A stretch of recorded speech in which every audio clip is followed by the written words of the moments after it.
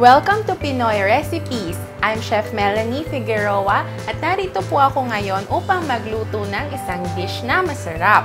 Yon ay beef giniling gisado. So first, initin po natin yung pan at magigisa po tayo. Lagyan natin ng oil. So konti lang. Tapos magisa tayo ng garlic and onions. So little bit of garlic.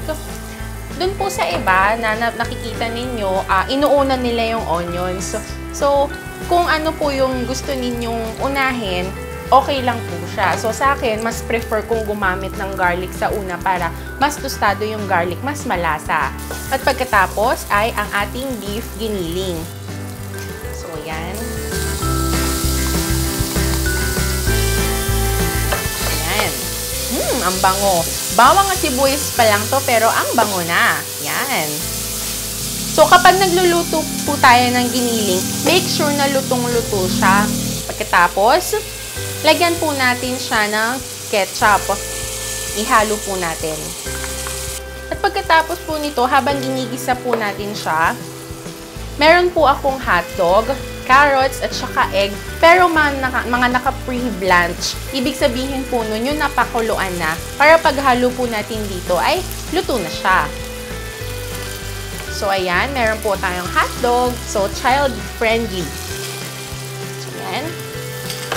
Meron po tayong bell pepper. Ang bell pepper sa huli ko po ilalagay para hindi siya lutong-luto. May crunch pa siya.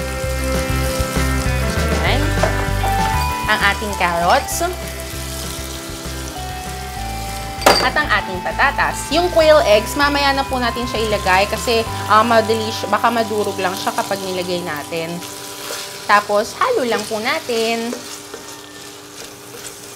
So, dito, habang iniintay natin siyang maluto, lagyan natin siya ng konting salt and pepper.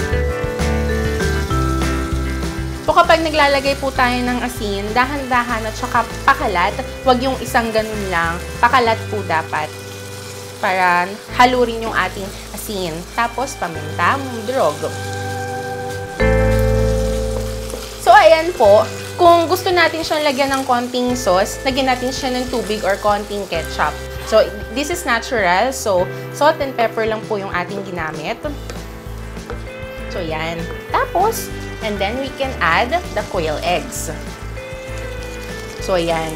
Pwedeng pambata at pwede rin sa mga pang-isip bata tong dish na to. At ayan, luto na po ang ating beef giniling gisado at i-plate na po natin siya. So, katulad po na sabi ko kanina, pwedeng pambata, pwedeng pang-isip bata. So, lagyan natin siya ng konting cheese sa ibabaw para ang mga bata matuwa. At eto na po ang ating beef giniling gisado. Thank you for watching!